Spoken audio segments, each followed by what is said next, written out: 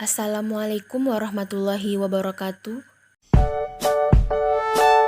Perkenalkan, nama saya Mudi Ahkansa, NPM 211111311 Program Studi Akuntansi Fakultas Ekonomi dan Bisnis Universitas Bung Hatta. Tujuan pembuatan video ini adalah untuk memenuhi tugas akhir pengantar ekonomi mikro. Dosen pengampu saya adalah Bapak Kasman Karimi, SE MSI.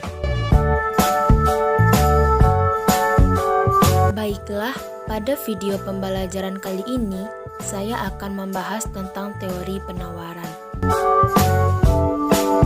Pada bagian pertama, saya akan menjelaskan tentang pengertian penawaran.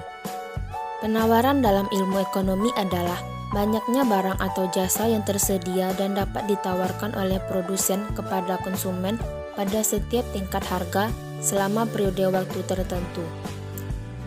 Yang kedua, faktor-faktor yang mempengaruhi penawaran. Yang pertama adalah harga barang itu sendiri. Yang kedua, harga barang-barang lain. Yang ketiga adalah biaya produksi. Yang keempat adalah tujuan-tujuan perusahaan. Yang kelima adalah tingkat teknologi yang digunakan. Selanjutnya adalah hukum penawaran. Jika P naik, maka Q juga naik, dan sebaliknya, jika P turun, maka Q juga turun, seperti ceteris paribus. Maksudnya di sini adalah jika harga barang yang ditawarkan naik, maka jumlah barang yang ditawarkan akan semakin banyak. Sebaliknya, jika harga barang yang ditawarkan turun, maka jumlah barang yang ditawarkan akan semakin sedikit.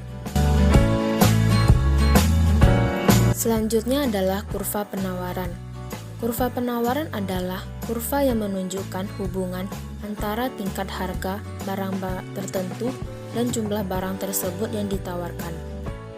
Daftar penawaran adalah suatu tabel yang memberi gambaran dalam angka-angka tentang hubungan antara harga dengan jumlah barang yang ditawarkan.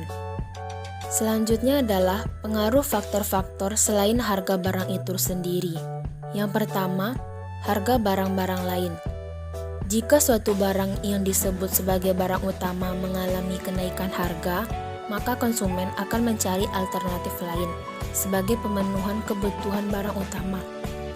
Konsumen akan melirik barang pengganti, karena biasanya barang pengganti akan memiliki harga yang relatif lebih murah dibanding harga utama. Yang kedua, biaya produksi. Untuk dapat melakukan produksi, seorang produsen memerlukan modal untuk membiayai produksinya, seperti membeli bahan baku untuk membayar gaji karyawan, sebagai pembiayaan untuk pengadaan, bahan-bahan penolong, dan sebagainya. Jika biaya produksi meningkat, maka harga barang akan menjadi tinggi.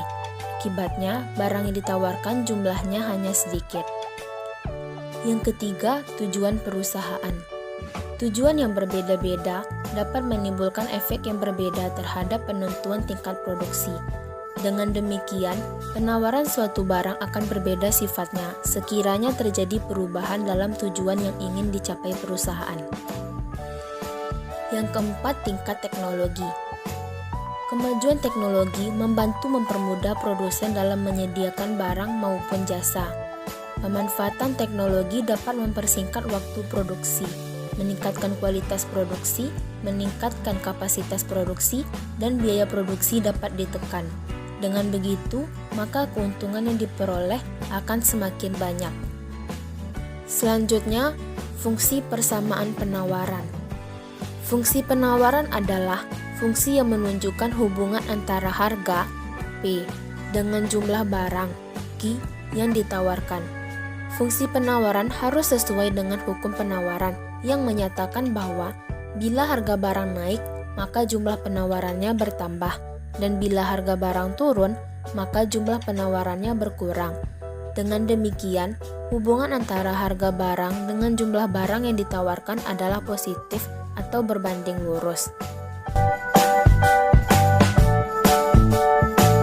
Selanjutnya, bentuk fungsi penawaran. P sama dengan A ditambah B Q atau Q sama dengan A ditambah BP. P adalah harga barang per unit, Q adalah jumlah barang yang diminta, A adalah angka konstanta, B adalah kemiringan. Syarat fungsi penawaran. Nilai A boleh positif atau negatif. Nilai B harus positif.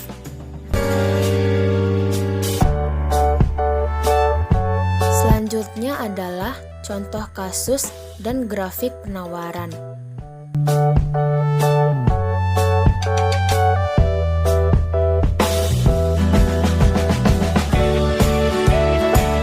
Selanjutnya adalah pergeseran dan pergerakan kurva akibat kenaikan jumlah barang.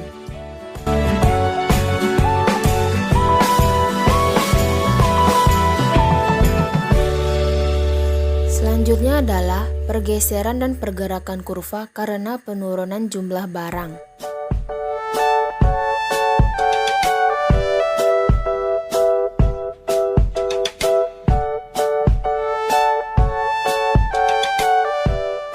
Selanjutnya adalah contoh dari fungsi penawaran. Pada saat harga barang X Rp5, jumlahnya ditawarkan 5 unit. Jika harga barang tersebut naik menjadi Rp15, jumlah yang ditawarkan bertambah menjadi 55 unit. Buatlah fungsi penawaran barang tersebut. Ini adalah jawaban dari contoh soal tadi.